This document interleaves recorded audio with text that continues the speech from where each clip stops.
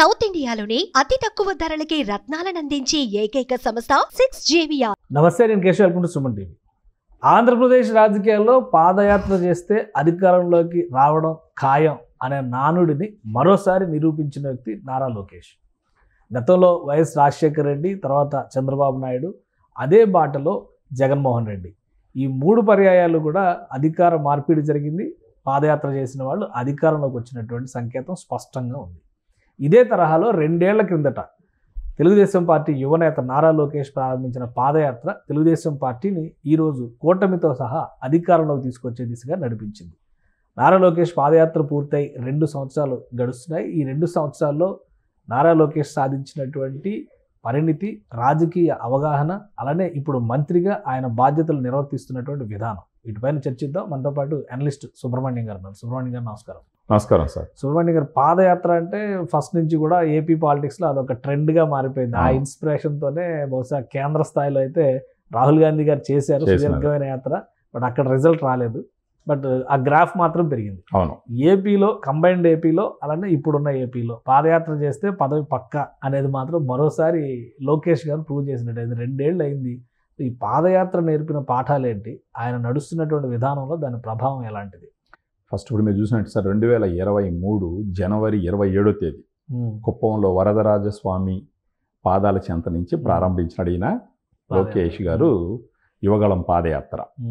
So అప్పుడు idea వచ్చి ఏంటంటే సార్, అప్పుడు ఉన్నటువంటి ప్రభుత్వంలో యువతకి ఉద్యోగాలు లేకపోవడము, తర్వాత మహిళలు బయట పోవాలంటే భయపడి ఇబ్బంది పడడము, తర్వాత ఎలాంటి సహజ వనరుల్ని మొత్తం దోచేయడం, ఇలాంటి వాటన్నిటి మీద ప్రజల్లో అవగాహన కల్పిస్తూ ప్రజలు ఎదుర్కొంటున్నటువంటి సమస్యల గురించి అర్థం చేసుకోవడానికి లోకేష్ గారు స్టార్ట్ చేసినారు దీన్ని. ఫస్ట్ వచ్చేసి ఇప్పుడు ఇంచుమించు అది ఎన్ని రోజులు నడిచిందంటే ఇంచుమించు 226 రోజులు పాదయాత్ర చేయడం జరిగింది. ఇంచుమించు 232 మండలాలు, మున్సిపాలిటీలు టచ్ చేస్తూ ఇంచుమించు 2097 గ్రామాలని తాకుతూ జరిగినటువంటి పాదయాత్ర అది. ఇంచుమించు 3132 కిలోమీటర్ల మేర ఎక్కడ కుప్పం నుంచి వైజాగ్లో పూర్తయింది. వైజాగ్ జిల్లాలో పూర్తయింది. అది మధ్యలో కొంచెం గ్యాప్ ఇచ్చినారనుకోండి. చంద్రబాబు నాయుడు గారి అరెస్ట్ తర్వాత ఒక ఇంచుమించు ఒక 15 రోజులు 20 రోజులు గ్యాప్, ఇంచుమించు ఒక 2 నెలల పాటు గ్యాప్ వచ్చింది సార్. అప్పుడు 2 నెలల పాటు వచ్చింది గ్యాప్. సో ఆయన స్టార్ట్ చేసినప్పుడు ఆడ కుప్పం జిల్లాలో మొదలుపెట్టినప్పుడు అప్పుడు ఉన్నటువంటి ప్రభుత్వం పెట్టినటువంటి కొన్ని ఇబ్బందులు కూడా మనం చూసుకోవాలి. కనీసం ఆయన యాత్ర జరగనీయకుండా, తర్వాత ఆయన స్టూల్ మీద నిలబడితే నిలబడనీయకుండా, మైకులు పెరుక్కోవడం, తర్వాత ఆయన బండిని రానీయకుండా పోవడం, తర్వాత ఆయన మీద కేసులు పెట్టడం, వీటన్నిటి చేసుకుంటూ వచ్చింది. అదే సమయంలో వచ్చేసి అంటే ఇప్పుడు మీరు చూసినారంటే ఒక 11 జిల్లాలు ఇంతకు ముందర సంయుక్త జిల్లాల్లో, ఉమ్మడి జిల్లాల్లో ఇంచుమించు 97 అసెంబ్లీ నియోజకవర్గాలు కవర్ చేస్తూ జరిగింది ఈ యాత్ర. దాంట్లో ఇంచుమించు 90 నియోజకవర్గాల్లో కూటమి ప్రభుత్వం అభ్యర్థులు గెలవడం జరిగింది. సో దాన్ని బట్టే మనం అర్థం చేసుకోవచ్చు ఈ పాదయాత్ర క్రియేట్ చేసినటువంటి ప్రభంజనం యాక్చువల్లీ. సో అది కాకుండా అదే సమయంలో ఒక 108 నియోజకవర్గాలని కవర్ చేస్తూ 3 ఎమ్మెల్సీ ఎలక్షన్ జరిగినాయి. 3 స్థానాలకి ఎమ్మెల్సీ ఎలక్షన్ జరిగితే ఆ ఎమ్మెల్సీ ఎలక్షన్లో కూడా టీడీపీ ప్రభుత్వం విజయ దుందుబిను మోగించింది. అక్కడి నుంచి గెలుపు పరంపర మొదలైంది, స్టార్ట్ అయింది. విద్యావంతులకి సంబంధించిన ఎమ్మెల్సీ ఎలక్షన్ దగ్గర నుంచి. సో అది చదువుకున్న వాళ్ళు కాబట్టి అప్పుడు ఈ రకంగా లోకేష్ గారు, అప్పుడున్నటువంటి టీడీపీ ప్రభుత్వం కూడా జనాల యొక్క ఆలోచన, వాళ్ళ ఆశలు ఏంటని అర్థం చేసుకునేదానికి ఈ పాదయాత్ర ఒక గొప్ప ఇదైందనమాట. ఇంకొకటి ఏంటంటే, ఈయన పాదయాత్ర చేసినప్పుడు శనివారాలు, ఆదివారాలు కూడా ఆయన రెస్ట్ తీసుకోవాలి.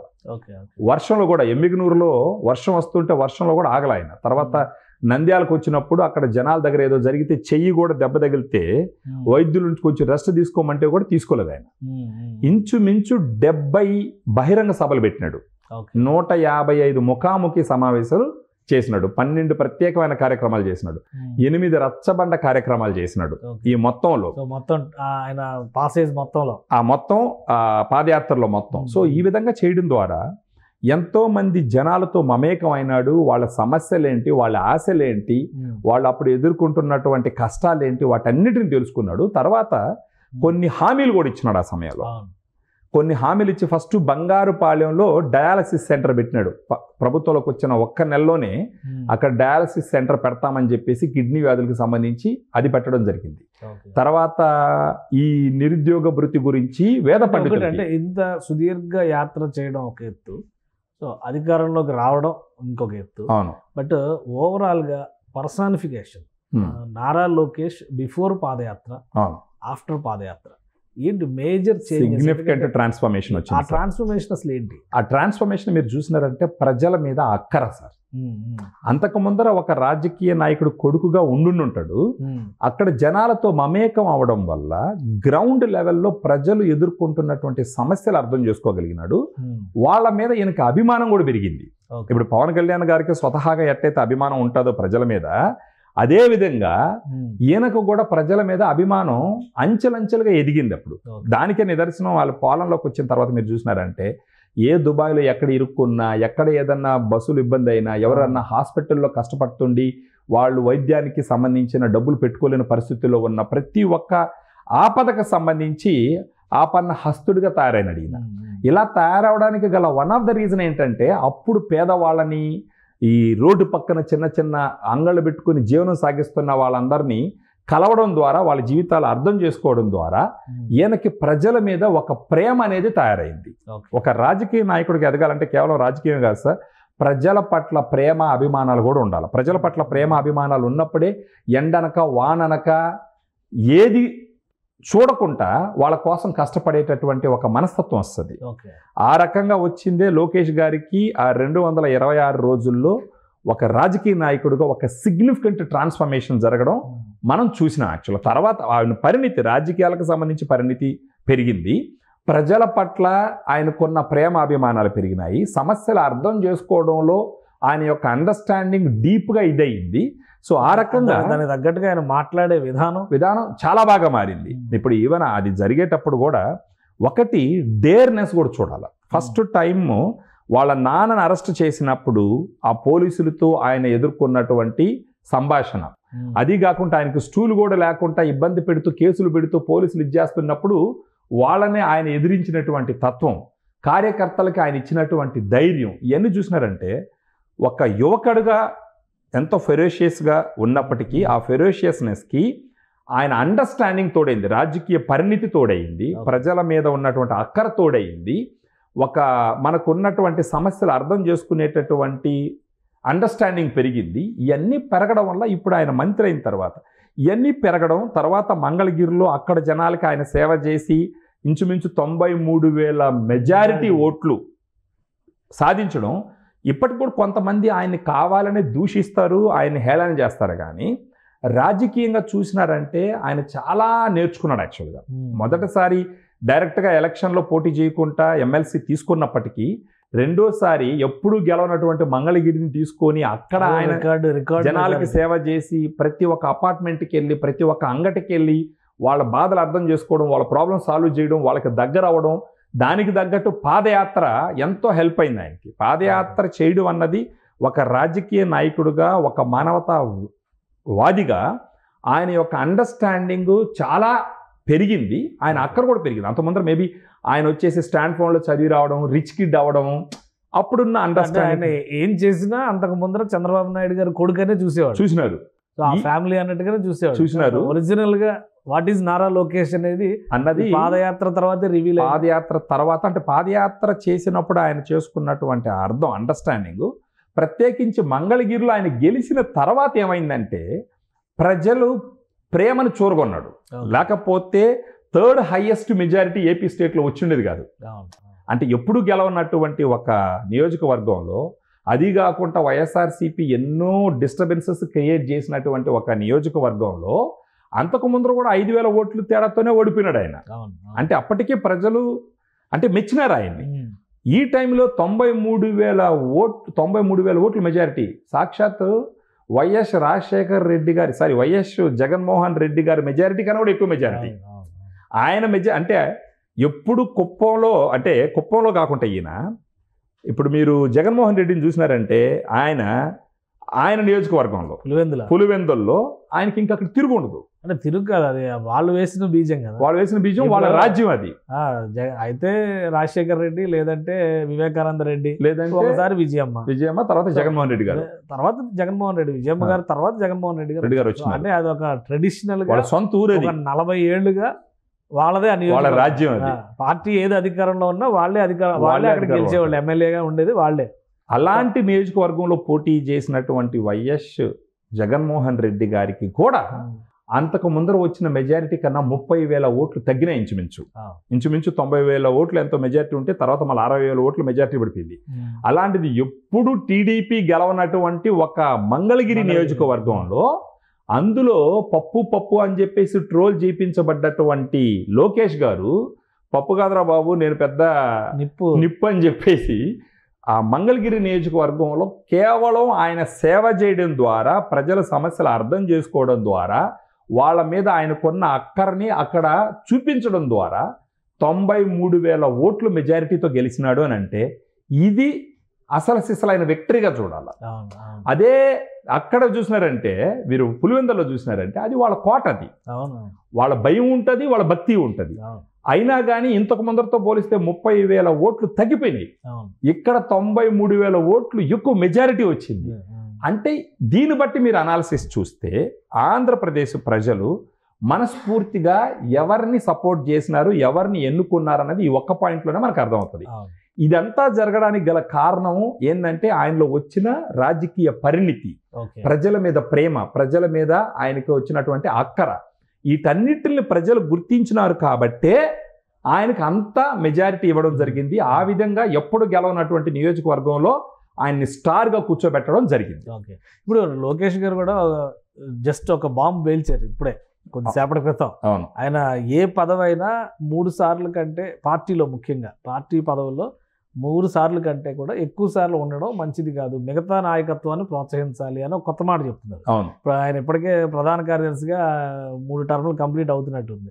సో ఇంకొకరికి ఎవరికైనా అవకాశం ఇవ్వండి, నేను తప్పుకుంటాను అనేటువంటి మా పార్టీ పొలిట్ బ్యూరోలో కూడా ఇది డిస్కషన్ రైజ్ చేస్తాను. ఇక రాబోయే రోజుల్లో కొత్త నాయకత్వాన్ని ప్రోత్సహించాలంటే పార్టీ పదవుల్లో 3 టర్ముల కంటే ఎక్కువ ఇవ్వకూడదు, ఒకే పదవిలో ఎక్కువ కాలం ఉండకూడదు అనేటువంటి ప్రతిపాదన చేస్తున్నారు. అంటే ఇవేంటి పార్టీలో సంస్కరణలు? అది మంచి ఆలోచన కనుక చూడాలి సార్. ఫర్ ఎగ్జాంపుల్ మీరు చూసినారంటే టీడీపీ ప్రభుత్వం ఒక రాజకీయ ఫ్యాక్టరీగా చూడాలి మొదటి నుంచి. ఆ రాజకీయ ఫ్యాక్టరీగా అది ఎదగడానికి గల కారణం ఏంటంటే ఇలాంటి ఆలోచన చేయడం. ఫర్ ఎగ్జాంపుల్ మీరు చూసినారంటే తెలుగుదేశం పార్టీ మీరు ఆ విధంగా చూసినారంటే ఇంతకు ముందర తెలంగాణకి సీఎం ఉన్నటువంటి కేసీఆర్ గారు అక్కడ నుంచి ఎదిగి వచ్చినటువంటి నాయకుడు, ఇప్పుడు సీఎంగా ఉన్నటువంటి రేవంత్ రెడ్డి గారు టీడీపీలోనే కెరీర్ స్టార్ట్ చేసి అక్కడ ఎదిగి వచ్చినటువంటి నాయకుడు. సో బేసిక్గా టీడీపీ డిఎన్ఏలోనే యువ నాయకత్వాన్ని, కొత్త నాయకుల్ని ప్రోత్సహించడం, తయారు చేయడం, అంటే నెపోటిజం కాకుండా ఈ విధంగా, అంటే ఒక టాప్ లీడర్షిప్లో వాళ్ళ ఫ్యామిలీకి సంబంధించిన వాళ్ళు ఉన్నప్పటికీ కింద ఇదికి చూస్తారంటే బీసీ నాయకుల్ని పెంచి పోషించినటువంటి ప్రభుత్వం టీడీపీ ప్రభుత్వంగా మనం చూడాలి, టీడీపీ పార్టీగా చూడాలి మనం.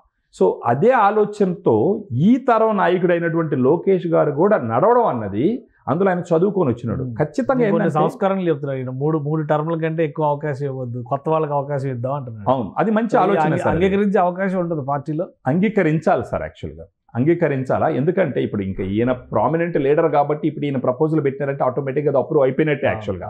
అలా ఎందుకు చెయ్యాలి అని అంటే లేటెస్ట్ నాయకులు వచ్చినారంటే వాళ్ళ ఆలోచన విధానము, వాళ్ళు చూసేటటువంటి చూపు, వాళ్ళకు ఉన్నటువంటి ఎనర్జీ కంప్లీట్గా డిఫరెంట్గా ఉంటుంది. లేదంటే ఇప్పుడు అవుట్డేటెడ్ నాయకులు కంటిన్యూ అవుతూ ఉంటే, అంటే సీనియర్ అనో లేకపోతే ఒక కులానికి నాయకుడనో అలా ఇచ్చుకుంటూ పోవడం వల్ల అభివృద్ధి అనేది కొంచెం కుంటుపడుతుంది. అలా కాకుండా ఒక యువతరానికి లేటెస్ట్గా వచ్చే నాయకులకు గాన వాళ్ళని గుర్తించి సమర్థం. ఇప్పుడు రామ్మోహన్ నాయుడు గారు ఫర్ ఎగ్జాంపుల్, ఆయన ఒకవేళ వాళ్ళ నాన్నగారు ఉన్నప్పటికీ ఆయనలో సమర్థత ఉంది కాబట్టే ఈరోజు సెంట్రల్కి వెళ్ళి పౌర విమానయాన శాఖకు మంత్రిగా మన దేశం మొత్తం ఇర్రెస్పెక్టివ్ ఆఫ్ అలయన్స్ పార్టీలు, వ్యతిరేక పార్టీలు కూడా ఆయన కొనియాడే పరిస్థితికి వచ్చినాయని అంటే ఈ టీడీపీ పార్టీ మొదటి నుంచి ఆయన్ని ప్రోత్సహించి అక్కడికి తీసుకుపోవడం వల్ల జరిగినటువంటి గొప్ప ఇది. ఈరోజు మోడీ గారే ఆయన్ని అభిమానించి ఆయనకి ఒక పెద్ద బాధ్యత ఇచ్చినటువంటి సిచ్యువేషన్. సో ఈ విధంగా సమర్థవంతమైన నాయకులు వచ్చి ప్రజలకి దేశానికి సేవ చేయాలంటే ఇప్పుడు లోకేష్ గారు చేసేటటువంటి ఆలోచన ఒక మంచి ఆలోచనగానే ప్రతి ఒక్కరూ స్వాగతించాలి యాక్చువల్గా. రైట్. రాబోయే రోజుల్లో లోకేష్ గారి పాత్ర ఎలా ఉండొచ్చు, డిప్యూటీ సీఎం అని ఒక ప్రచారం జరిగింది. అవును, ఆయన అది కూడా క్లారిటీ ఇచ్చేసారు. అవును, ఇదంతా ఎవరి అజంప్షన్స్ వాళ్ళవి, నేను మంత్రిగానే ఉంటాను అని కూడా క్లారిటీ ఇచ్చారు. అవును. సో ఈ రాజకీయ పరిణితి, ఈ అనుభవం, ఇవన్నీ లోకేష్ గారిని ఏ విధంగా ముందుకు నడిపించారు సార్? ఇప్పుడు ప్రజలు మెచ్చిన వాడే నాయకుడు అవుతారు సార్, ఎవరినైనా సరే. సో ఫస్ట్ టెస్ట్గా మీరు చూసినారంటే మంగళగిరిలో ప్రజల మన్ననలు పొందినారు కాబట్టి అంత మెజారిటీతో ఆయన పాస్ అయినాడు. ఇక రాష్ట్ర ప్రజలు మొత్తం మన్ననలు చూరగొనాల్సిన అవసరం ఆయనకు ఉంది. ఇప్పుడు ఆయన చేస్తున్నటువంటి సేవ, ఆయన పోతున్నటువంటి విధానంలో ఖచ్చితంగా రాష్ట్రంలో ఉన్న మెజారిటీ జనాలు ఆయన్ని అభిమానిస్తారు, అభినందిస్తారు. ఆ రోజు కోసం వెయిట్ చేస్తాడు, తప్పేం ఉంది సార్? ఇప్పుడు 42 సంవత్సరాలు వయసు ఆయనకి, ఇంకా ఎంతో వయసు ఉంది. ఇంకొక 10 సంవత్సరాల తర్వాత సీఎం అవనండి, ఇబ్బంది ఏముంది? ఈ లోపల చంద్రబాబు నాయుడు గారు అనుభవంతో సేవ చేయనండి, పవన్ కళ్యాణ్ గారు చంద్రబాబు నాయుడు గారు సారథ్యంలో రాష్ట్ర ప్రజలకు సేవ చేయనండి. ఇప్పుడు పవన్ కళ్యాణ్ గారు అప్పుడప్పుడు ఒక మాట అంటుంటారు, నాకు పదవులు ముఖ్యం కాదు, ప్రజలకు సేవ చేయాలని. బహుశా అదే ఆలోచనలో లోకేష్ గారు నడుస్తున్నారేమో. పదవి అన్నది ఏ రోజు వాళ్ళ పార్టీ సార్, పదవి అన్నది ఏ రోజు ఆయనకు వస్తుంది. ఆయనకు అనుకుంటే ఒక రోజు డెసిషన్. పదవ ఇప్పుడు ఆల్రెడీ ఉన్నారు, ఇప్పుడు రేపు సీఎం అవ్వాలనుకుంటే 5 నిమిషాల పని ఆయనకి. చంద్రబాబు నాయుడు గారు, పవన్ కళ్యాణ్ గారు ఎలాగో ఒప్పుకుంటారు, అయిపోతారు. సో కేవలం సీఎం అయిపోవాలన్నది పాయింట్ కాదు కదా. ప్రజలకి సేవ చేసుకుంటూ పోతే ప్రజలే ఒకరోజు ఆయన సీఎంగా కూర్చోబెడతారు. ఆ రోజు కోసం వెయిట్ చేయనివ్వండి, ఆ విధంగా రానివ్వండి, అది మంచిదే కదా సార్. సో లోకేష్ గారు ఆ విధంగా వెళ్తుండారు అనేసి మనం అనుకోవాలా? ఏదో మా నాన్న దీనికి హెడ్గా ఉన్నారు, లేదా మా పార్టీ కాబట్టి నేను సీఎం అయిపోవాలనే తొందరలో ఆయన ఉండాడని నేను అనుకోను సార్. ఆయన సీఎం కాకపోయినా కానీ సీఎం కొన్నంత కెపాసిటీ ఆయనకు ఉంది సార్ ఆల్రెడీ. సో ఆయన ఆ సీఎం అని ఒకటి పెట్టుకోవాల్సిన అవసరం లేదు. ఇప్పుడు డిప్యూటీ సీఎం అనేది కూడా ఆయన పెట్టుకోవాల్సిన అవసరం లేదు. ప్రజలకు సేవ చేయాలనుకుంటే ఎవరు ఆపుతారు ఆయన చెప్పండి? ఇప్పుడు టీడీపీ కూటమి ప్రభుత్వంలో ఆయన ప్రజలకు ఏ అధికారం లేనప్పుడే చేశాడు కదా పవన్ కళ్యాణ్ గారు. అవును, కౌలు రైతులకి 30 కోట్లు చేసినారు, ఎంతో చేసినారు. ఇప్పుడు పవన్ కళ్యాణ్ గారు లాగానే ఆయన ఆలోచన కూడా రానియండి. వీళ్ళిద్దరూ రేపు రాష్ట్రానికి 2 కన్నులుగా తయారవనండి. చంద్రబాబు నాయుడు గారు ఒకవేళ విరామం తీసుకున్నారంటే, రిటైర్ అయినారంటే పాలిటిక్స్ నుంచి, ఆ సమయానికి లోకేష్ గారు, పవన్ కళ్యాణ్ గారు రాష్ట్రానికి 2 కళ్ళులాగా ముందరకు పోనండి, 2 చేతుల్లాగా ముందరకు పోనండి. తప్పే ఉంది సార్. ఈయనకి మనసు ఉంది, ఆయనకి మనసు ఉంది, ఆయనకి చదువు ఉంది, ఈయనకి ప్రజల మీద అక్కర ఉంది. ఇలాంటి 2 నాయకులు, 2 నాయకులు గొప్పగా వచ్చినారంటే ఆ రోజుకి పవన్ కళ్యాణ్ గారికి సెంట్రల్ గవర్నమెంట్లో బీజేపీతో ఉన్న అనుబంధంతో అక్కడి నుంచి కూడా సపోర్ట్ తీసుకొచ్చే మార్గం ఉంటుంది.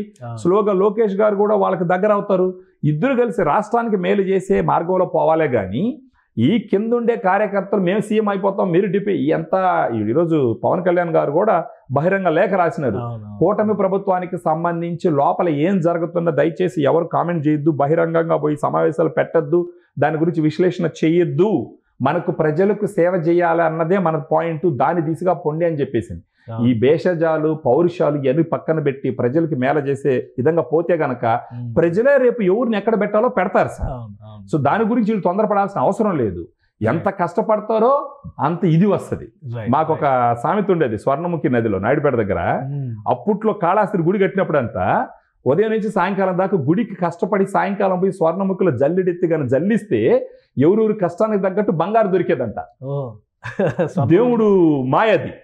ఉదయం నుంచి గుడి కట్టడానికి ఎంత కష్టపడతారో ఆ కష్టానికి తగ్గట్టు సాయంకాలం పోయి స్వర్ణముఖి నదిలో జల్లిడెత్తి నీళ్ళతో జల్లిస్తే వాళ్ళకి బంగారు దొరికేదంట. ఎవరు ఎక్కువ కష్టపడితే వాళ్ళకి అంత బంగారు దొరికేదంట. అదేవిధంగా పోటీపడి కష్టపడేవాళ్ళు, ఎందుకంటే ఇక్కడ ఇచ్చేది కాదు కదా, దేవుడు ఇచ్చేది.